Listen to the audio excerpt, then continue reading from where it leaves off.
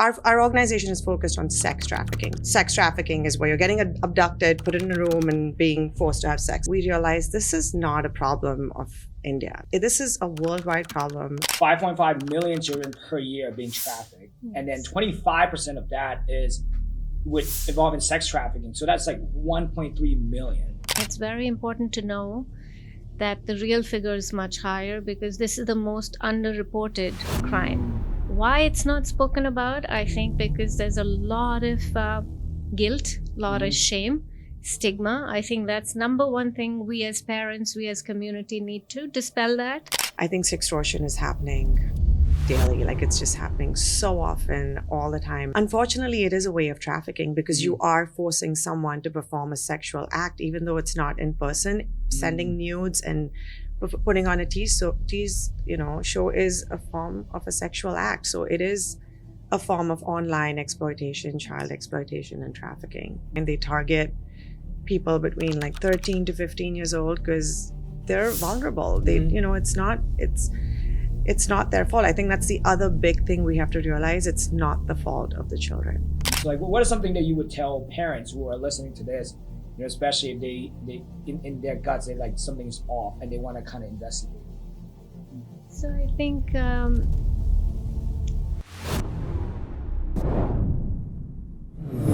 all right. Well, Priya, Nishita, thank you so much for joining the Mind Connect podcast. I know I'm really excited about this podcast, what you guys been doing to kind of just spread the awareness of, human trafficking. And I know this is a different tone for our listener because it's more of a serious tone.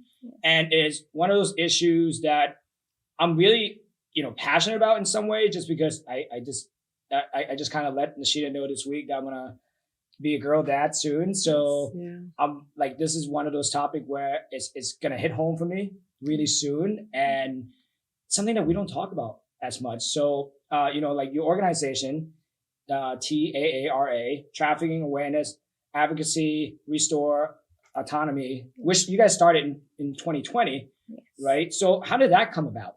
Yes. So first of all, I just wanted to thank you and congratulations for the new baby girl coming. Thank you. And then Nishita will talk about So TAARA, Taara, which also means star in Sanskrit, was started during the pandemic, 2020. I think we realized that everyone's online, and that's when there was another pandemic growing of child exploitation. So when the definition of trafficking, for those that don't know it, and even for those that do, is basically our organization is focused on sex trafficking. So sex trafficking is the use of force, coercion, or fraud to force someone to perform a sexual act. And it's a very broad definition. And I think this is where it gets lost, where people imagine that sex trafficking is where you're getting abducted, put in a room, and being forced to have sex. That is definitely one part of it. But another growing problem is sexual exploitation of children online and offline, which is why Taara was formed. And I think we started off initially in India. That's where we're from. And our initial work was in India. And I think as we got more involved in it, we realized this is not a problem of India. This is not a problem of like the third world or like of a lower economic. This is a worldwide problem where our kids, my kids, are facing. It's about even people that are of a higher economic standing. They're also facing this problem. As I'm preparing for this podcast, I just kind of look at some statistic, and it's alarming, all statistic, right? So like 5.5 million children per year being trafficked. And then 25% of that is involving sex trafficking. So that's like 1.3 million. And again, I grew up in Thailand, and again, that's very common. So why are we not talking about it as much? Like, it's not on the media, it's not on the news. If 5.5 million kids are missing, and only, let's say, I don't know what's the percentage where kids get rescued, but I assume it's not as high, right? So why is this not a bigger epidemic that people need to talk about it more? Yeah, so I think while you mentioned that it's 1 million kids that are possibly trapped in sex trafficking, it's very important to know that the real figure is much higher because this is the most underreported crime. Additionally, not every sex trafficking looks like where the child has now been transported to another country or another state. It really is happening in your homes. And I often share with parents that you would never allow a stranger to physically come into your home. Meanwhile, at age 9 and 10, we've now equipped our children with phones due to peer pressure, and they are interacting with strangers all the time. So that's really the point of entry. Why it's not spoken about, I think, because there's a lot of guilt, a lot of shame, stigma. I think that's number one thing we as parents, we as community need to dispel that. Our children should not hesitate. I also think I've been a parent and I can confess I did not have the right tools. My kids are a little bit older. I did not have the right tools for communication with them. So again, stressing the importance of creating those spaces for our children, whether in schools, whether at home, giving them ammunition, tools to be able to talk about. So those are two things that can help. Yeah, and I love that you touched on that. And I think you guys already mentioned social media, having the phone. So what does it look like now? Like how do people get caught into this this kind of cycle? So what's a common trend now, especially with AI, social media, and exploitation? So I think the old way of trafficking still exists. I think where they're being physically, whether it's a minor or someone that's against her will being forced into it, that is still a big part of it. And that still exists where they're doing rescues, and it happens here too. And I think a story that maybe Priya can talk about was an incident in very affluent neighborhood about how she was, she can talk to that about that. That's not online, but we can touch on that and then come back to the online aspect. So I'll give you three different scenarios of how we've experienced in person young children being sexually exploited and trafficked. One was one of our team members is a gynecologist at a hospital, and this happened to be her client. So this 12-year-old went for a sleepover. Again, something all of us allow our kids to do. Our kids do it generously, really. Every grade, all new friends. She went to a friend's place where she was sexually exploited by that friend's uncle. Did not have the tools again to communicate, had shame involved around it. Fast forward to 3 years, every weekend or so, she would tell her mother, I'm going for a sleepover. But in fact, was this particular male was taking her around to other people's homes. So from the age of 12 to 15, when she ended up with multiple diseases and spoke to her mother, the mother then brought her to the gynecologist. All of this came out. Now, the good thing is that he's arrested, but the bad thing is that there was so much shame and stigma that she's currently a heroin addict. She could never recover from that. So that's, and like Nishita said, from a very affluent town in New Jersey. The other two cases I'll share as well with you. We do our assemblies in school. And I can tell you one scenario was when after the event we hosted in the school and the assembly was, we did 2 sessions in total of 1,300 kids. After the second assembly, when everybody had finished and we were all as team members going and thanking the faculty, and we had a survivor who came in and spoke to children. This young girl, we kind of turned and looked at her and she was hugging the survivor, but crying inconsolably. We still didn't know what was happening. And at some point she disengaged with her, and the survivor told us that she whispered to her, she was crying and whispering, what happened to you? I can completely identify because this is happening to me now. Wow. So then we took the measure, we went to the principal and took care of that. Another quick example I'll give you. In the school, we were about to host a seminar with Homeland Security team, and Taara team arrived early, and the principal actually came running to us and said, we have a problem, can we speak to the Homeland Security? Because on the tablets that children get from school, they are fully aware that the school has full access to the activity that happens. So during a Zoom session, somebody from Sweden, a much older man, had logged into a personal account of one of the students, and she was putting on a tease show for him 7 a.m. in the morning. Wow. And then the principal knew immediately that if left as is and not taken due precaution, she could have been on a flight in the next few months, and her parents would never have heard. So just share those. Yeah, so those are just examples of how, I mean, those are just not even, those are what we have come across, handfuls of examples of how it's happening within our community and what we can address and we have to bring awareness to. And it happens on a much bigger scale everywhere else. But I think for our children and our society, it happens in these ways. And online sextortion is like something that we can talk for hours. I think I think in passing, you and I were just talking about earlier this week about, again, we deal with athletes, right? Both male and female. So this again, I'm really passionate about it because I take what we do very seriously because parents have trusted us so much to have us help, their kids on their journey to like rehab and, things we learn, we watch them grow from like, someone who's hurt to now like fully confident going back. So again, to hear like horror story of like extortion, like I have in the past, I have, D1 football player who did get extorted for money and got accused, of certain thing that he didn't do. And then that just completely ruined his career. Yes. And those are something that you and I were talking about.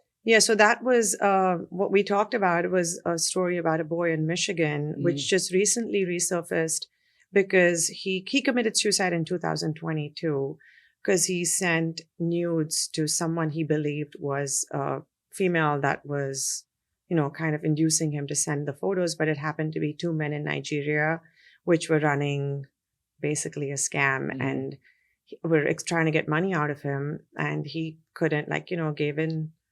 I think he sent them $300. They were asking for more. And finally, he committed suicide.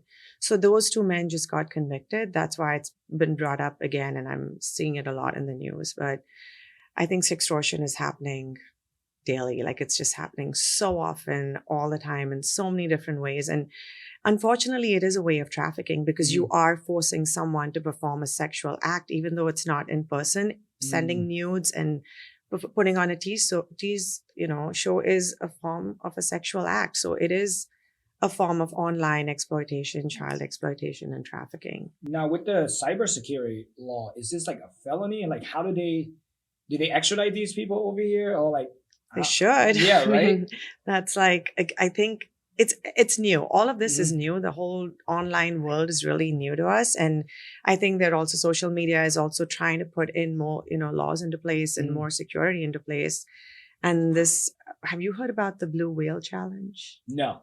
It's a very, very interesting. And so the Blue Whale Challenge was brought to our attention by our partner in India. So we work with organizations in India to help survivors and give education to the schools there. So recently, I believe it was a few weeks ago, our partner in India brought to our attention that one 15-year-old had committed suicide.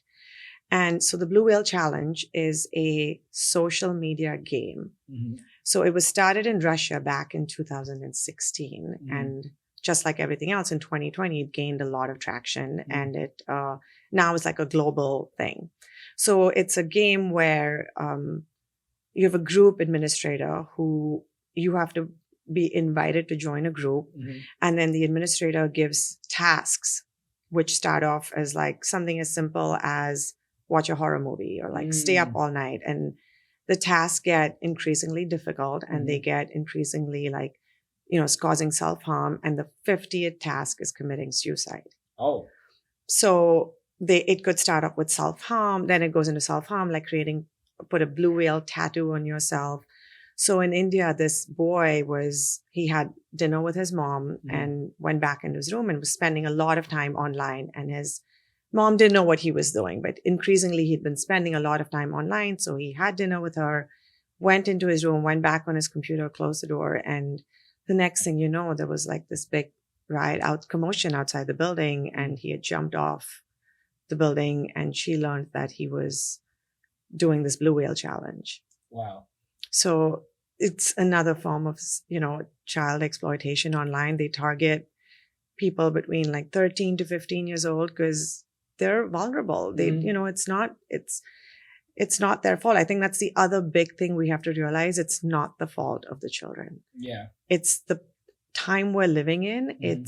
They're so vulnerable, and these people are taking advantage of that. You could have a bad day. You could be having a tough time at school, and then you go online and you have this community that's that you think is uplifting you, but is actually bringing you down. And so with this blue whale challenge, every challenge had to be recorded, filmed, and put online. So now you have a following of people that are like, giving, like, thinking that you're applauding you and giving you this high from all these tasks that you're doing. So you get like sucked into it. You get like, think like, oh my God, I'm doing such an amazing thing. And you get.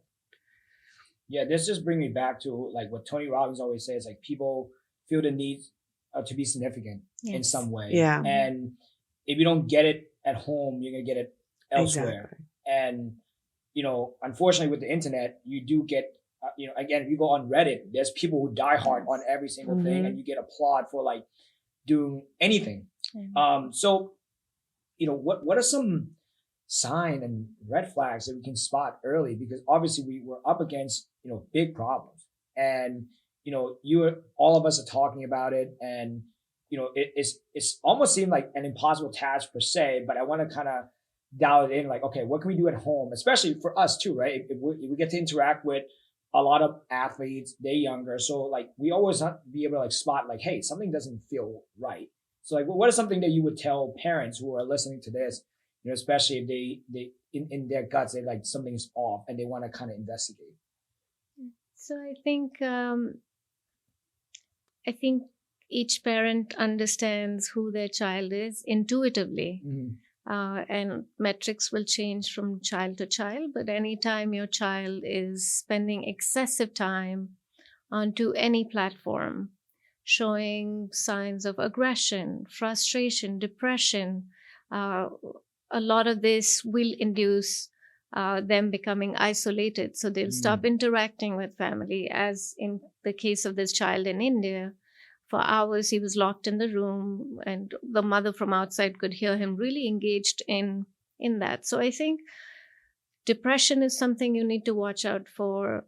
Being reclusive is something you watch out for. And really the only way to combat this, again, going back to what you said with Tony Robbins, I think sense of belonging is paramount for everybody, and more so for your own children. So if parents can open those spaces at home too, and it doesn't have to be with the tone, hey, I don't like what you're doing. Maybe it comes from saying, hey, I don't understand what Fortnite is. I don't understand what is Snapchat. How do you, and I can tell you, we've learned on the job. We came in just as moms and dads, really. No background in not-for-profit. We just wanted to make sure we can help where we can. We've learned through the kids.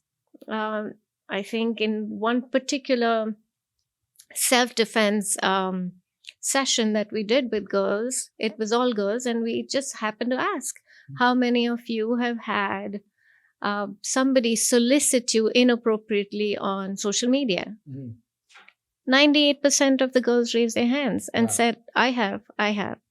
So, it's understanding your child, coming back to what your question was, understanding your child and just observing and opening up conversations. Okay. Yeah. And I think to add to that also, sometimes they come home with things, valuable things and items. And I think that's a big telltale sign. Like, and I don't think, if you ask them, where did you get that from? I think you're shutting the door to a conversation. So being able to have an open conversation around these things is definitely really important. Absolutely right. Yes.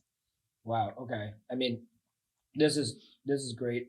So obviously with Taara, you guys been doing this for 4 years now. So how did it all get started? What's the mission? And really, like, what's the whole process of how do you guys help Survivor? How do you discover Survivor? And how do you stop them from kind of going back to the things that they used to know? Because sometimes, because we're talking, young people are very impressionable. So if this is all they know, they could just go back and relapse in the cycle, right? Yes. So I can take partially that and then open that up for Nishita. More often than not, the girls or the children who are taken at a very young age, if you're talking about a physical abduction and then inducing them into sex trafficking, they don't know how to get out. If they are rescued, they are brought to shelter homes and not given skills at all. So when they turn 18, go back into the world, they have no way and means of surviving. So yes, that is where Taara does the best work when it comes to survivors. But you want to add more? Yeah. So to add to that, we work with survivors in India, in shelter homes in India. So they have been rescued. They've gotten medical clearance, because I think that's a big part of being rescued. After you're rescued, they need a few years to just be mentally stable to move on to the next phase. So this is where Taara really comes in to provide them with education, vocational training, and something that they can be financially independent, because that's a big part of reason for them going back into the trade is they don't know how to support themselves, because as Priya said, and as you said, that's all they've known. So we really work to provide them with education, because education has a lot of power to it, and just it gives them a sense of confidence that they can do something. So that's one part of the program is the survivors, and we do the same thing with survivors here in the US. We have worked with a couple of survivors here in the US through partners like Covenant House. When Covenant House has a sex trafficking survivor, they will come to us and we will do what we can to get them back on their feet, whether it's language, vocational training. And then the other part of our program, which we are really trying to grow and expand, is awareness. And I think that's a huge part of it. If we can prevent this from happening, then that's where we've really accomplished something. So we have in India, we have a curriculum that we are implementing in schools there. So our team in India trains the teachers, and the teachers go to the schools and talk to these kids about everything that has to do with sex, like, personal hygiene, online enticement, safe touch, not safe touch. It's a very extensive curriculum. And we have also developed a parallel curriculum for the US here. And we are really trying to get into more schools here to have it as, whether it's an assembly or it's small, like, 1 or 2 session program, just to bring awareness to it, because as we're realizing that parents, students are just not aware of the dangers of it. So those are the 2 aspects of how we work. So what are some obstacles you guys are dealing with right now, trying to bring this into like public school and all the school? I feel like this should be part of, first day of school. Like, don't talk to me about the syllabus, but tell me like how, the kid's going to be protected as they're spending time, because again, to live in Jersey, both parents most likely have to work, right? Yes. And then the time, you don't have that kind of time to spend with your children. So like, what are some things that you guys are dealing with right now? Like what's in front of you and how can we help? I think what we've realized to our surprise that India and Indian school system has been a little more receptive and really forward thinking. And we've had some recent really terrible incidents in India where young 3 and 4-year-olds have been sexually abused and exploited. Not very different than here, not very different than what we hear. In fact, one of our survivors, it's a very sad reality, but this comes directly from the survivor. She was in sex trafficking trade for over 20 years. And she has told us, and this is somebody born in the US and raised in the US. She told us that the youngest sex trafficking victim that she has seen herself, and it seems like this is a norm as well. There are generational families that will have children so that they can offer them up. So the youngest child has been 6 months. Now, coming back to what we can do or what we are facing, actually, in the US, we've had some amazing school systems that have said, yes, we understand the need, we'd like you to come in. Similarly, we've had schools that have pretty much told us, hey, you cannot talk about sex. Hey, you cannot talk about sex trafficking. Maybe you can talk about online safety. You cannot bring a sex traffic survivor. So there are all of these protocols that truly limit us being able to convey what we need to, but also have an impact. It's very important to have or to impact a real change. The solution has to be circular. So we cannot go into a school system and what baffles my mind, at grade 5 they're watching a video about sex, which is okay. Yeah. And yet and also at age 9 they're getting cell phones, but hey, we cannot be talking about this. And I think the fear, it's a more nuanced fear. I think the schools don't want, there are conservative parents, there are more forward thinking parents, so they are afraid that the parents will not like this kind of an information given to their children. I also think there are schools that don't want to take that chance, because schools are a big money making business. They do not want a negative publicity. For example, I told you in the 2 schools, we had 2 separate students.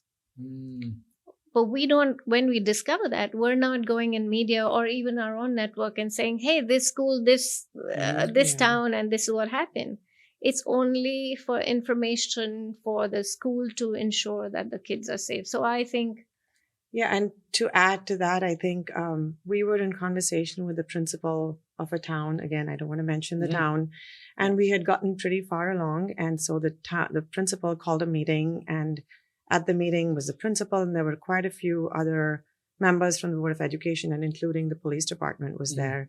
When we presented what we wanted to talk about, it was the police that first said, this does not happen in our town. This is not okay. We don't want to do this. We walked out of there pretty disappointed and did our research on the town, and was alarming. Simple research within a few minutes. It's so prevalent in that town. And I think that is why they don't want to bring attention to it, that it's happening right there. I think when you present this at a school, it just draws attention that, maybe it's happening here. And that's why they're educating us about it. But that's, again, a big misconception. We want to protect the children. We want them to be safe. And we're not trying to point fingers at anyone. I think it's about the safety of the kids at the end of the day. And that's a huge obstacle we face with the schools. Is trying to get in there and just making them realize that times are changing. Like, we're raising our kids in a digital world, which I don't think we have the knowledge about. Like, we were not raised like this, and we have to use all the research that's out there and see what's happening to educate ourselves and our kids about what's happening online and offline. And I just want to add, like, just when you think you know enough, there's a new app that comes along, and you will always be the last to know. Our generation is such, we're not deeply engaged with media, social media. Every day that I research more for the podcast today, and it blew my mind how many more apps there are. And get this, something that's developed in Russia doesn't only stay in Russia. It reaches like TikTok. TikTok in China teaches very different things than TikTok here. So unless we are proactively understanding and becoming aware, we're not going to be able to protect our kids the way we need to. Yeah. So when I was telling some of my friends that, like, I'm doing this podcast, I'm excited for it, and they already know, like, I'm gearing up to be a first time dad, and they're like, why would you put yourself through this whole thing? And there's one quote always stick in my mind, and it's from Dr. Jordan Peterson. It's like, for you to defend against evil, you need to know what evil is capable of doing. Absolutely. And another thing that people don't talk about, again, you can talk about the problem that we have in this country and all of that stuff, but really the best asset that we have for the future is our children. That's it. Right? That's why we absolutely take pride in what we do. And again, we're talking about this epidemic. We're not even talking about, like, the obesity epidemic in young children, right? Like, I feel like they're facing problems that you and I haven't faced before. And for us to be so naive and say, oh yeah, we'll figure it out. And, like, because, when I talk to parents, sometimes they always say, like, well, back in my day, we used to just, rub dirt on this, and then this, like, that's not how it works now. Yeah. Right. And I'm so thankful and blessed to be working this space because of the young population I get to interact with. They teach me stuff. Yes. I always tell, like, again, my wife hates this because I use like new slang all the time. She was like, you need to stop. I was like, listen, I'm going to know everything. Yes. At least, right? True. To the T. And I should, Yeah. right? Even the music and like, we were on vacation and then like some music came out. I was like, oh, it's so-and-so. She was like, how do you know this? Like, I that's just know. amazing. It's That's just one of those amazing. things. It's Yeah. part of my Yeah. job. Yeah. But also it's part of my job to defense against whatever's coming next, Yes. right? Whether it's health and well-being, and especially in this issue. Yes. So, as far as resources go, so like what are the goals? What are you guys looking to accomplish? What's the next what's the next 1 year plan that we can get the message out? How can we support you guys? You could do that. Okay. So, given that we're a not-for-profit, funding is always something that is paramount for us to be able to do what we do, and we're all volunteers.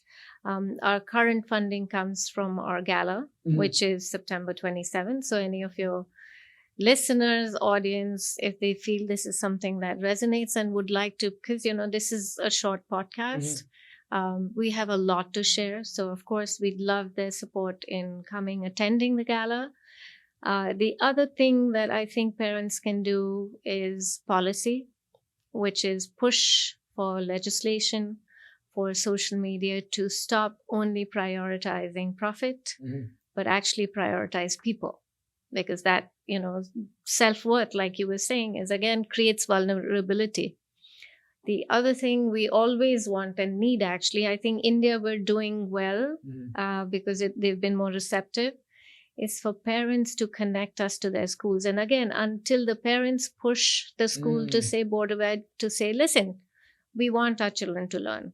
And we actually have material that we, in tandem with hosting the assembly, we then have an information session for the parents so that they both have tools to communicate, because it's still not going to work if one or the other doesn't know how to take the conversation forward. So get us into your schools, fund us, connect us to corporations if you have corporations that would like to support this cause.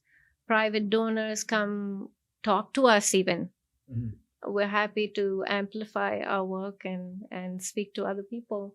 What else did I think funding is always big, and awareness, just helping us spread the word and getting into schools is big challenge here in the US. As Priya said, I think in India, our program is doing really well. I mean, we were amazed as to how receptive these schools are to getting, we're already in like about 25 schools in India. So I think that's huge. When I think just bringing awareness to the issue is a big problem. Just talk about it. I think that stigma that's there around it needs to go away. And people, so this Michigan boy that I told you the story about, his mom didn't know what sextortion was, had no idea about it until her son died. And then the FBI told her, this is called sextortion. So I think people don't know what it is. So helping us bring awareness to the issue will just protect your own kids too. I think that's a big part of where we can use our help as well. From a personal standpoint, I'll ask you first, Priya. How do you get involved in the organization? Like, what drove you to volunteer your time, become the president of this? So, I will go back to, we were actively involved in the not-for-profit world for a couple of years, where we were recording stories of Indian immigrants. But, it's a volunteer job and it's a lot of burnout. So at the end of the day, I think we were all feeling like, hey, we're putting all of this time, taking it away from our families. But what are we doing with it?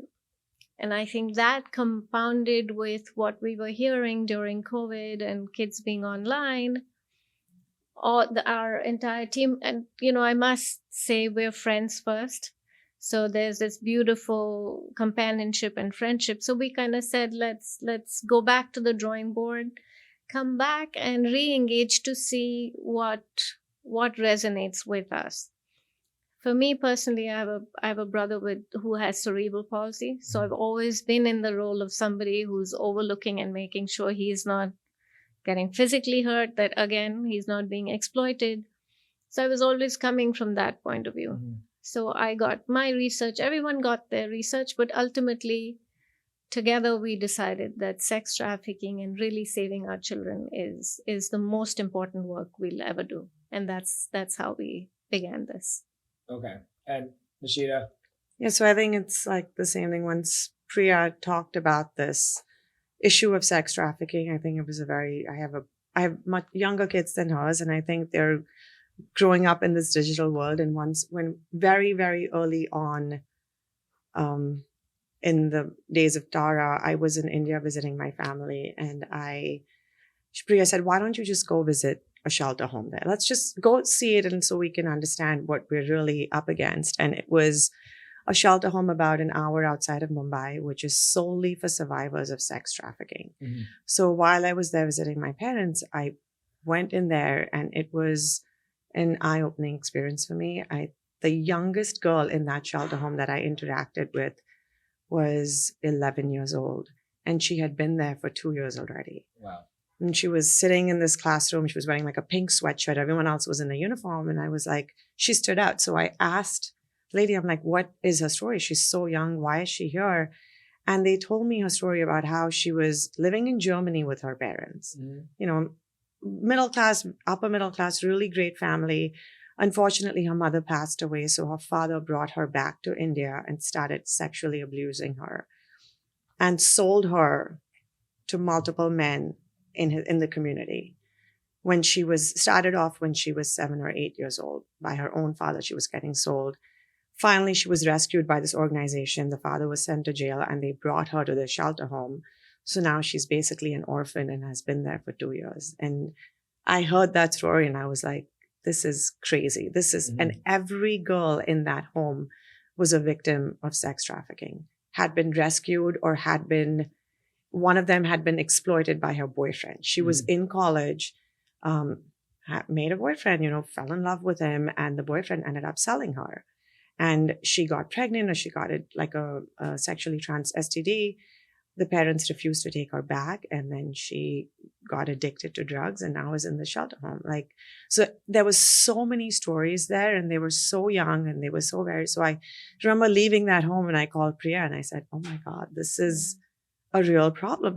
You hear about it, but when you meet someone that has been through it and you see them, and they were still in this home, they were laughing, they were singing, they were trying to learn, they were trying to make something else out of their lives. And I think it's really eye-opening, and it changes you. It's like you're so thankful for what you have, and you're like, let's do what we can and try to make a change, try to save this from happening to somebody else. And then as we got more into it, and this whole online world comes, and I see my kids asking me what to watch YouTube, and I was like, no, I'm scared to allow you to go online, and because I think it's also because we know so much being in this field, and you just don't know who's on the other end of this online world. And I think just wanting to keep my kids safe, and I'm hoping that this can be controlled is why we do what we do.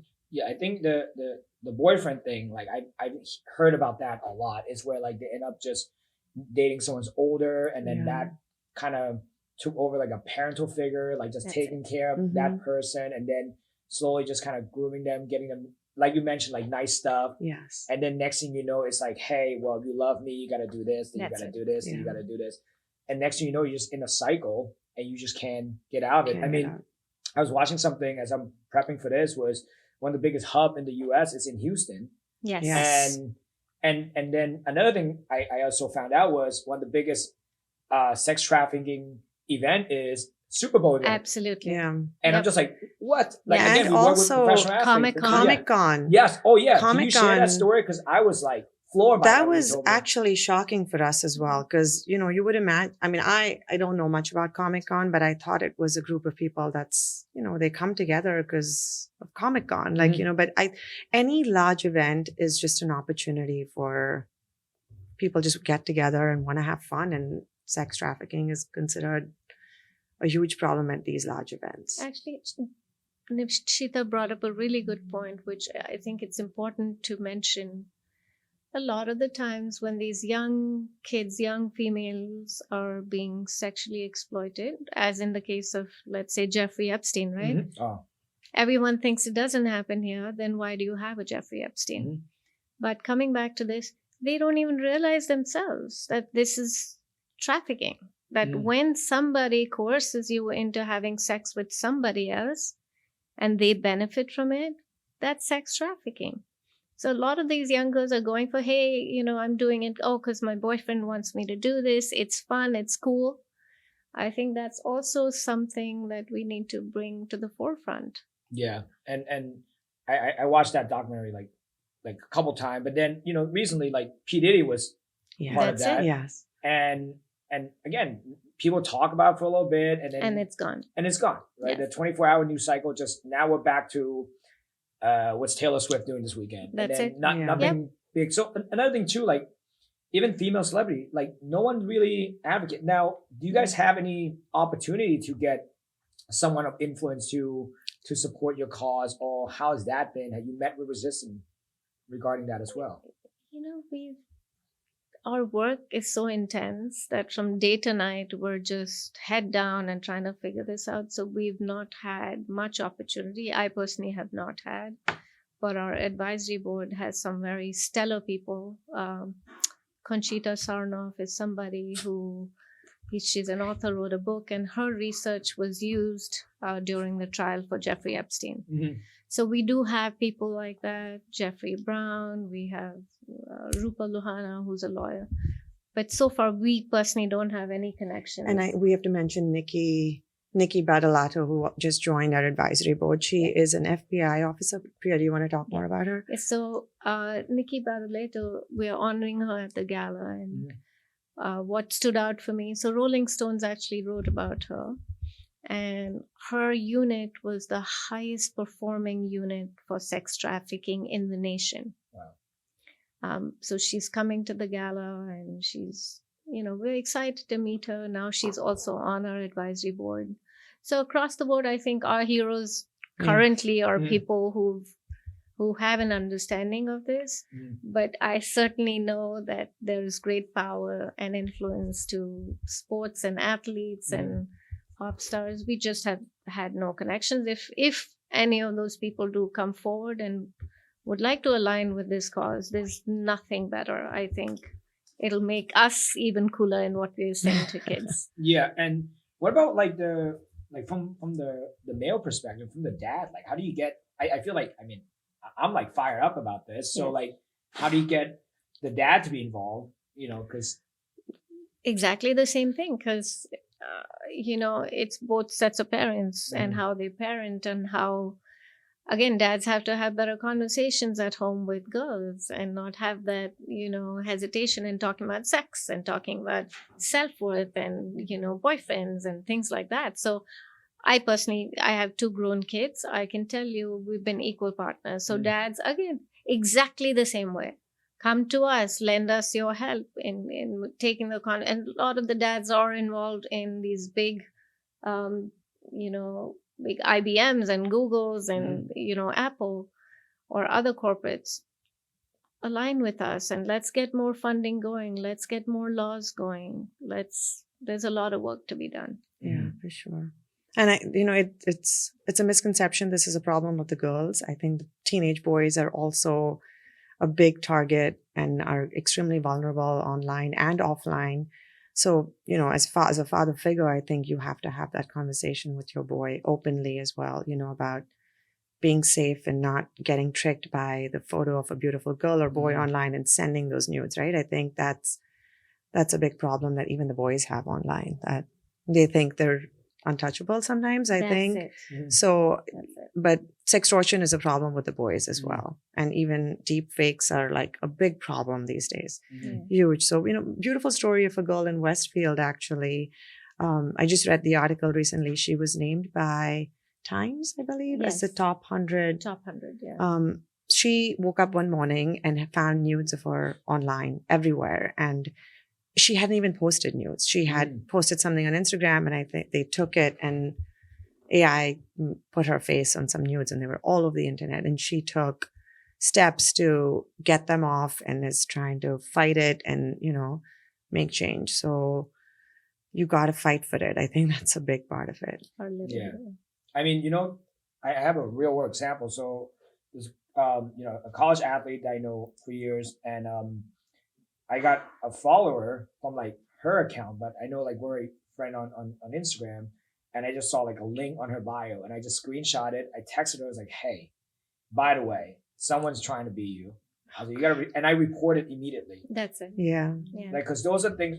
It's so easy when your profile is public. Yes. You Yes. just screenshot it, take it, and then again, talk about deepfake. I mean, Taylor Swift went through it. We talked about that, Absolutely. and I mean, she has the resources to fight that through. Yeah. But I can't even imagine, because I graduated high school 2007, Right. and that was like text message. You still have to pay 50 cents to text and all of that Yeah, stuff. yeah. You have to wait till 9 o'clock. So you have unlimited Yes, call. you're right. So you buy your phone ready to go. Yeah. Now, like, things can go viral very, very fast. Yeah. Yeah. And you're right. There's no guardrail That's it. on all of this, or like detection or anything, right? I mean, like when I talk to some of my friends who are teachers, like we always ask, like, how do you defend against like ChatGPT? How do you know that Yes. people are doing these things, right? They're going back to like, hey, you got to write. You're gonna write your paper in person, pen There you go. on a piece of paper. Yeah. Yeah. But when it comes to this, I again, you guys have connection in tech, right? Is there any like technology that are being built to safeguard our children? Yeah, so Thorn is doing a good job, but I also want to go back a little. I know with all that we've shared, it seems like a huge problem, and it is, but there are bite-sized solutions. We cannot just say, oh, this is all overwhelming, so hey, it's tech's responsibility, or I can do nothing. Mm-hmm. I think if you all do a little something, it's going to amount to a big change. Mm-hmm. As far as tech companies, yes, there are companies doing it, but creating proactive measures. But I think still the responsibility is holding these platforms accountable, Yeah. but also penalizing them. I don't think there is any big form of punishment.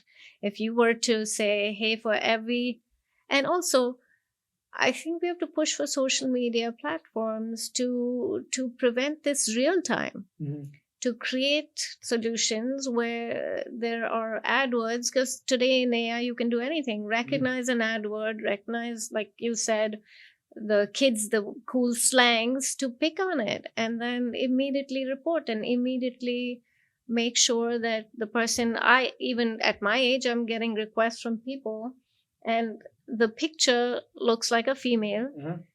Now what I know, I will always, the way I can figure out who this person is, always look at who they're following, or who are following them. If they are following a lot of these female AI sexually transformed images, I know this is a deviant.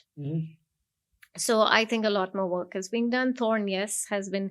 NECMEC is another fabulous organization that is doing phenomenal work. Yeah, and I think you're right to go back.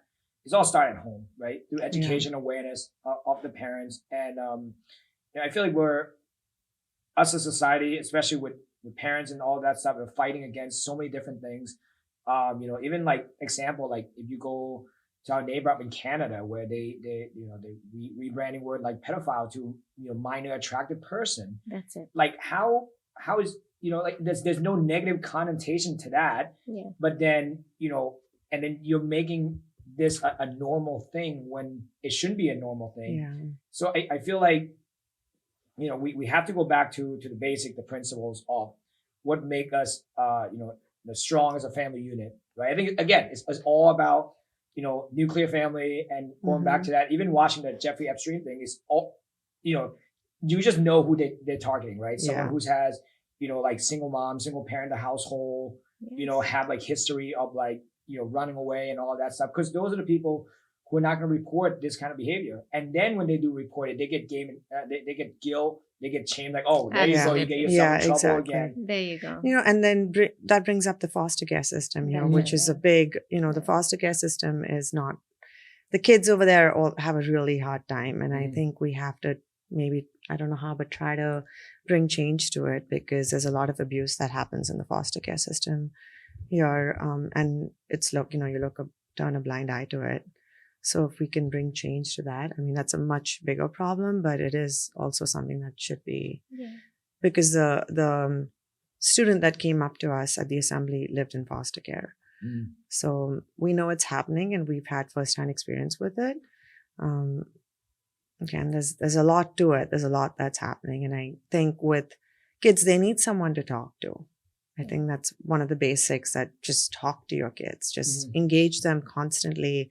And they should know that they can come and talk to you. I think the guilt associated with this also has to be removed, because if your son sends a nude, now it's like needs to send money. He's ashamed of it. I think there has to be a conversation with like, it's okay. I'll help you solve it. Then let's move on. Because, I think we have to disassociate the guilt with it, because it's not the child's fault. And actually, one more thing to what Nishita mentioned, foster care system. I think that is a systemic failure of childcare services. The reason being, it takes a few tries of exploitation right at home, and it may not be sexual. It could be a parent who's a drug addict. Again, we have a survivor who's coming to our gala, and at the age of 4, she suffered sexual exploitation from her mother's boyfriend. Her mother was a meth addict. Eventually, childcare services took her, but then threw her in a foster care. She doesn't understand how to be obedient, what to do, how to follow norms. So she went from one foster care to another. So first of all, childcare services have to get better about this, as to if you have one warning, go do a deep dive. Don't just take the word of the parent who can put on a show and tell and make you understand there's no issues at home. This is normal. They go away. It's happening right now in the news with another issue. The childcare services need to get better. And foster care children, again, I think that's a huge vulnerability. And unfortunately, we still have not been able to identify ways and means to reach that segment of population. Yeah. I think what you guys are doing is an incredible job. I mean, I've learned so much just listen to you guys. And I think, and I pray that people who listen to this can share the message to other people, because there's strength in number. And again, to have knowledge and do nothing is to know nothing at all. Right. So I think, so as you're listening to this, please just make a contribution, do something, talk to the principal, create some sort of petition. I think that's huge. You're watching all these videos in health class. The least you can do is equip them with knowledge to know how they can defend themselves. So again, thank you so much for your time. Any last thought or any last message you want to leave to for our listeners? I think we should end with a success story, so that we can talk about a happy note of what we've done, and Priya can share about. So thank you, Nishita, and I agree. I think it's fantastic to also share that there's good being done. We have a young survivor, who was trafficked from Albania into the US, suffered tremendously, but we won't talk about her trauma. What we will focus on, she didn't know how to speak in English. So through Taara, she's learned how to speak in English, and now is fulfilling her lifelong dream of becoming a cosmetologist. So she is studying for a year to learn how to cut hair, to learn how to do nails, to learn how to color hair, so that in the hope that she can at some point have her own little salon.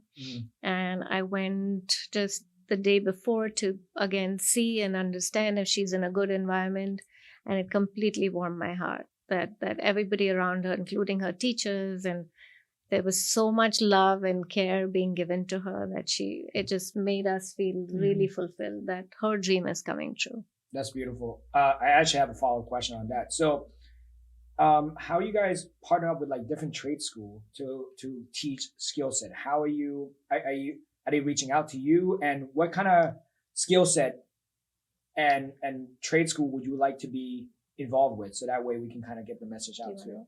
So I think we're unique in which we want to take in what the survivor wants to do, because everyone has their own path and what they choose to do. So we talk to the survivors and see what they want to do and how they want to change their life. In this particular case, it was cosmetology, but it could be something else. And we're always open to what the survivor wants to do. And we even had a mentor. So before she started the program, she mentored with one of our friends who's a makeup artist. So in India, it's a very varied program as well. So, and it's very specific to what the survivor wants, because we want them to do what they want to do, right? I think they've already been told for so long how to live their life. And this is where we want to change that. If you say you want to become massage therapist, or you want to become a physical trainer, like whatever you want to do is what we want them to do. We will help them do. And in that whole process, you just start reaching out to people. Yes. Okay. So the way we do it is actually we don't keep it in-house. We actually approach the different schools and look at the different curriculum and then engage them based on their suitability, region-wise. And in India, like Nishita said, we have across the board, the survivors are learning IT skills.